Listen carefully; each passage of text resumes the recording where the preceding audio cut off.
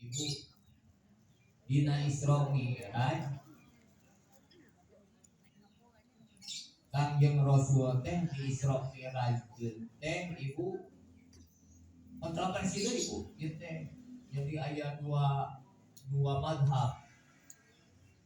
Hiji Kangjeng Rasul teh di Isra jeung di Mi'raj teh cenah aya sebagian ulama anu nyebutkeun ruhna wungkul.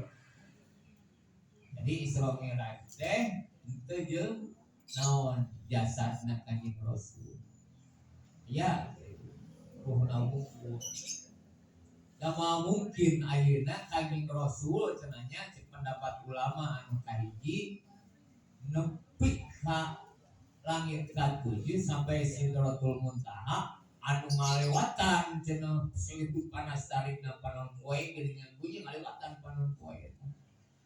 Hancur cenah jasad Kanjeng Rasul. Cek ulama anu kahiji. Macana bu, cek ulama kahiji mah Kanjeng Rasul teh di Isra jeung di Mi'raj teh naonna wungkul, ruhna wungkul. Teu jeung jasadna. Margi cenah ieu teh naon teh?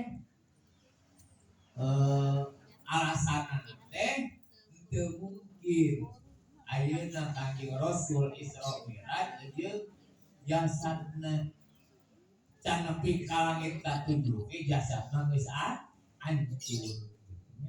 Ari kakuasaan Gusti Allah mah da ciptaan Gusti Allah nya. Naon-naon oge cik Gusti Allah jadi. Terus pendapat anu kadua Bu, ari pendapat anu kadua mah nyaeta ruh sareng jasadna Kanjeng Nabi Muhammad sallallahu alaihi wasallam. Jadi nama mauludnya punya berapa jam?